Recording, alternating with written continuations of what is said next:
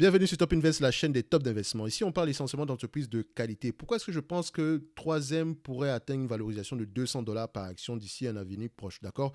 Donc ici, ceci sera uniquement mon point de vue et non un conseil d'investissement, et mon raisonnement ici est basé sur les états financiers de la compagnie. Donc si vous voulez investir dans cette compagnie ici, lisez les rapports financiers au complet, d'accord? Il ne suffit juste pas de se limiter aux états financiers, il faut comprendre que fait l'entreprise, quels sont les risques liés à court terme ou à long terme, la stratégie d'investissement, etc. OK. Donc ici, on va rapidement. Ici, nous avons une entreprise qui cote ici aujourd'hui à 13,36 fois les bénéfices, avec un forward de 11 fois les bénéfices, c'est-à-dire que les prévisions de l'année prochaine sont bonnes, c'est-à-dire que les bénéfices seront encore plus élevés que cette année-ci. Donc si on fait par exemple la différence entre $128 ici et divisé par 11 fois les bénéfices, donc prévision de l'année prochaine, on sera à $11,63 par action. C'est une bonne chose. Ici, on a un yield, ici un dividend yield de 4,55%, donc on va y revenir ici à la fin s'il est safe ou pas. Donc vous savez que mon raisonnement ici est basé généralement sur le revenu, la croissance du revenu, le PER moyen, le free cash flow moyen, le nombre d'actions, la dette nette, ainsi que la qualité du dividende, si dividende il y a. Ok, on commence par le revenu. Pourquoi est-ce que je pense qu'on sera à 35 milliards de revenus ici aujourd'hui? Donc, premièrement, je vais me baser sur ce que l'entreprise a eu l'habitude d'avoir dans le passé. Donc, on va déjà aller regarder si nous sommes en présence d'une compagnie qui n'est pas trop cyclique. D'accord. Donc, quand je vais sur les rapports financiers de la compagnie ici, donc, qu'est-ce que j'obtiens? Je vois ici que c'est une entreprise qui a à peu près une croissance à peu près solide. Petite croissance, mais elle est là. Il n'y a pas de cyclicalité ici. Donc, voilà, elle n'est pas trop affectée par les cycles, même s'il y a un bond ici en 2021, mais ça peut être également lié par rapport à la période actuelle. Donc ici, c'est la raison pour laquelle j'ai pris 35 milliards. OK? Donc également, les analystes, qu'est-ce qu'ils pensent par rapport à l'année prochaine? Donc quand je regarde les rapports financiers de la compagnie ici, je me rends compte que les analystes ici prévoient à peu près en termes de revenus en 2023 ici, à peu près le moins disant c'est 34 milliards 700, la moyenne c'est 36 milliards et le plus optimiste c'est 38 milliards. Donc ça qu'on se dit 35 milliards, c'est à peu près correct. OK? Donc, vous pouvez également constater ici que par rapport au PER, par rapport au bénéfice net moyen, c'est 11,31$ la moyenne, 10,87$ le moins disant, 11,95$ le plus optimiste. D'accord? Donc ici, également, on a tendance à avoir des bénéfices nets par action qui auront tendance à croître. Donc ici, les bénéfices nets ont tendance à égaler les free cash flow. Donc quand vous avez la ligne des bénéfices nets ici, donc je vais mettre ça ici juste pour que vous puissiez voir. Donc je vais sur les free cash flow, on remonte ici. Donc on a tendance à être à peu près au même niveau. OK? Donc ici, c'est la raison pour laquelle j'ai pris pour les free cash flow, j'ai pris 16% ici. J'ai pris 16%, pourquoi? Parce que quand on va regarder la moyenne des bénéfices nets ici, donc vous voyez les bénéfices nets ici, c'est 15,88 fois, enfin 15,88% sur les 5 dernières années. D'accord? Donc, on va se dire en moyenne 16 fois les bénéfices, 16%, excusez-moi. Donc, même si le 16% est généralement dépassé, on est généralement à cette moyenne-là, 16% ici. Donc, c'est ce que je vais mettre ici. D'accord? Et ensuite, j'ai pris, pour les PER moyens, j'ai pris ici 15, 20 et 22 fois les bénéfices. Quand vous prenez l'entreprise ici, à peu près sur les 5 dernières années, on a à peu près une moyenne aux alentours de 21 fois les bénéfices. D'accord? Donc, vu que c'est une compagnie qui exerce dans un secteur assez, pas très compliqué, mais c'est le secteur de la chimie spécialisée. C'est ce qu'elle fait. D'accord? Donc, à la fin de la journée, on va se dire ici qu'on sera à 15, 17, 20 fois les bénéfices. Mais moi, je vais prendre ici, pour cette entreprise-ci spécialement, 17, 20 et 22 fois les bénéfices. D'accord? 17, 20 et 22 fois les bénéfices. OK? Donc, c'est ce que je vais mettre ici. Donc, une fois que j'ai cette information, qu'est-ce qui me manque ici? La dette nette. La dette nette, je vous ai dit où est-ce que je vais chercher ça. Je vais sur Yahoo Finance ici ou bien je vais sur les états financiers de la compagnie. Je recherche la dette nette ici. On me dit qu'on a une dette nette aux alentours de, voilà, en moyenne ici, 14 milliards. Donc, je prends ici par rapport au dernier trimestre ici qui date du 31 du mois de mars.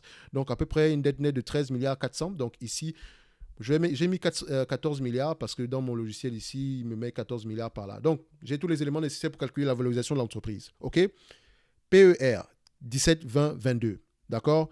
16% de 35 milliards, ça vous donne combien? Donc, quand vous prenez 35 milliards ici multiplié par 16% ici, ça vous donne combien? On est à 5 milliards 600. 5 milliards 600 multiplié par 17 fois les bénéfices, moins la dette nette divisée par le nombre d'actions, 142$ l'action. À 20 fois les bénéfices, 5 milliards 600 moins la dette nette, ça fait 171$ l'action. Et à 22 fois les bénéfices, moins la dette nette, on est à 191$ l'action.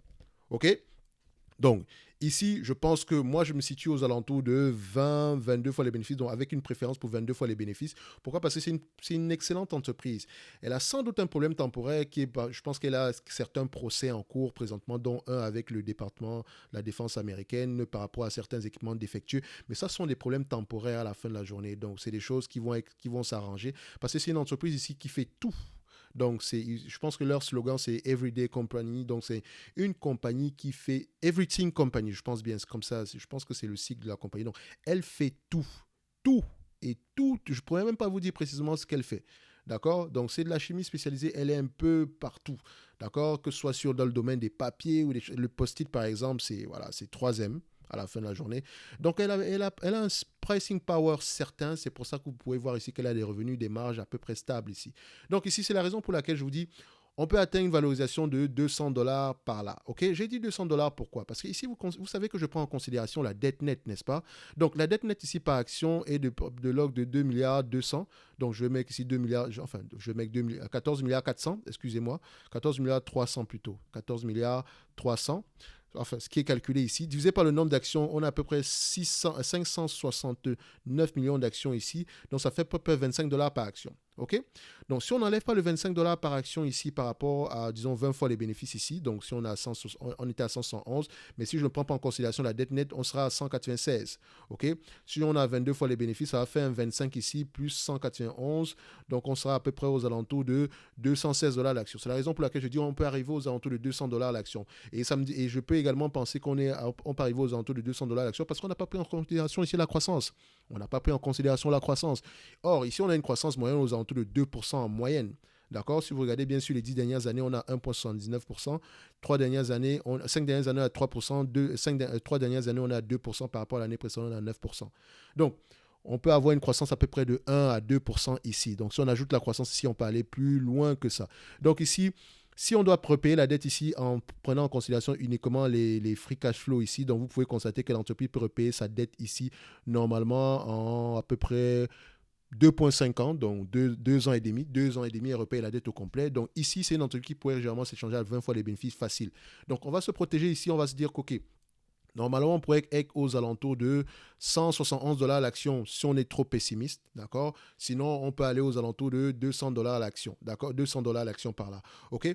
Donc ici, ce n'est que mon point de vue et non un conseil d'investissement. C'est ça, je dis ici que au prix actuel, on pourrait peut-être avoir une opportunité d'investissement parce que si l'entreprise vous reverse la totalité des free cash flow en termes de dividendes en date d'aujourd'hui, d'accord, vous aurez un rendement de combien? Donc, vous aurez un rendement aux alentours de 7%. On n'a même pas pris en considération la croissance. Donc, c'est déjà une bonne chose pour une entreprise assez mature. OK? Idéalement, moi, je recherche 10%, mais c'est déjà bon à partir d'aujourd'hui. D'accord? Si on était à 10%, ce qui voudrait dire, par exemple, que le dividende ici, enfin, le bénéfice ici par action, si je le divise ici par 669, 10% de rendement, ça veut dire que je recherche un prix aux alentours de 100 dollars, 98, entre 98 et 100 dollars. Ici serait une bonne opportunité d'investissement. Donc, idéalement pour moi, parce que moi, je recherche vraiment un 50% de décote. Donc, ici, par rapport au dividende, le dividende est safe. D'accord? Actuellement, on reverse à peu près 4,55% en termes de dividendes ici, alors que vous avez un rendement potentiel de 7,7% ici. D'accord?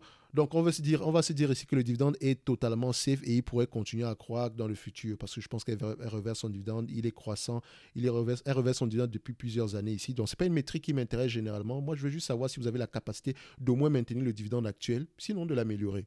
Ici, dès le moment où je sais qu'on peut au moins verser le dividende actuel, il est safe et qu'on peut l'améliorer, c'est l'essentiel pour moi. Maintenant, pour le reste, vous pouvez aller rechercher cette métrique-là. Je ne la considère pas comme étant très, très importante pour moi. À la fin de la journée, je vais d'abord maintenir ce que je vois ici sous les yeux et c'est déjà possible. Donc, elle rachète également massivement ses actions. Parfois également, elle fait de petites acquisitions, mais généralement, elle a une croissance organique, donc elle a beaucoup de recherche et développement ici. Donc, ici, c'est une compagnie que vous devez regarder en profondeur. D'accord? C'est une entreprise ici il y a une décote à peu près depuis 2017 ici. Elle baisse en termes de valeur. Et c'est la deuxième fois qu'on l'étudie sur cette chaîne ici. Dans la première fois, on était aux alentours du début de l'année.